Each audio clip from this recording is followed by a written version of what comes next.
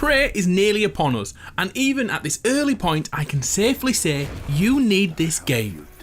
Arkane Studios, creators of the Dishonored franchise, who also assisted on level design for Bioshock 2, are back with Prey, which is a narrative-driven first-person shooter.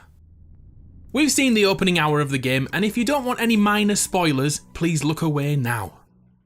Here are 10 things you should know about Prey. Imagine if Bioshock, Dishonored, Half-Life, Deus Ex and Dead Space had an illegitimate child. That offspring would be Prey. The intergalactic horror of Dead Space, the look and feel of Dishonored and Deus Ex, the first-person alien drama of Half-Life, and the progression system seen in Bioshock. It's all here. Does it work as a single entity? Only time will tell. There was another Prey game back in 2006, and although a sequel was planned, it never met fruition. Arkane Studios swooped in, but does it continue the story set up 11 years ago? To be blunt, no it doesn't. Rafael Colantonio, the president of Arkane, says, in his cool French accent, Prey is not a sequel, it's not a remake, it has no ties to the original. So it's safe to say you don't have to go back and play the original Prey, this is a reimagining. You play as Morgan Yu, who wakes up bright and early to start his first day of a new job. Hey, Morgan, wake up. You're burning daylight. Sent a helicopter to pick you up. It's just a few tests. Don't forget to wear your suit. He has a helicopter convoy and wears a snazzy spacesuit, so he must be important, right? Oh, and when I say he, I could mean she. As you'd expect with a genderless name like Morgan, you can choose to be Bro Morgan with a swept fringe and 3 days of stubble, or Femme Morgan with a lazy ponytail and far less facial hair. It turns out that the story isn't set 1,000 years in the future, like many games who have a similar sort of storyline, but only 15 years away, frighteningly close. The story does change our past, however, with JFK surviving his assassination in 1963.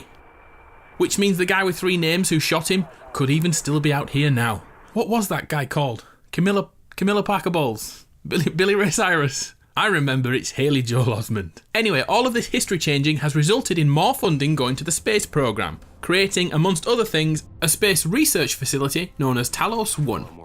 This is where things go off the rails. Within your first 30 minutes, you realise you are not on Earth, but in fact, you're on Talos 1. Does that mean you work at an intergalactic space research facility? Or are you the one receiving the research, so to speak? Smashing a window for the first time to see reality is quite impactful, so don't watch that bit you just watched. Sorry. After the tension has been built up for about 10 minutes, you finally meet the Mimics, which are the baseline enemy in this game, but they do live up to their names. My coffee. It's empty.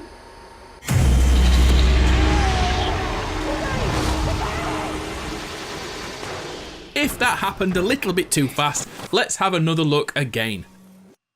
The Mimics are a space parasite that can mimic objects in their surroundings, so this little blighter hid in plain sight as a coffee mug. Think about what this means when you play through. Is that bin a bin, or is it a mimic? Is that chair really a chair? This simple enemy will scare the hell out of you over and over again, and this is just one of many enemies. Wait till you meet these buggers. You'll notice many dead humans with haggard looks on their faces, and when you do, remember this scary fact.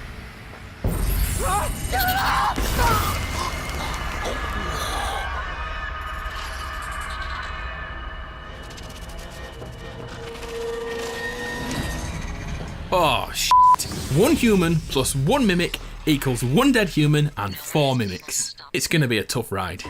So, how do you fight these little monstrosities? Well, with weapons of course. Starting with a trusty wrench, like the crowbar you had back in Half-Life, you can squish mimics you face, but bigger enemies require bigger guns. Shotguns work a treat, but look at the glue cannon. This is like a militarised expanding foam weapon, which sticks to and freezes enemies where they stand, allowing you to show them who's boss. The glue cannon also can create makeshift bridges and walkways, making it invaluable.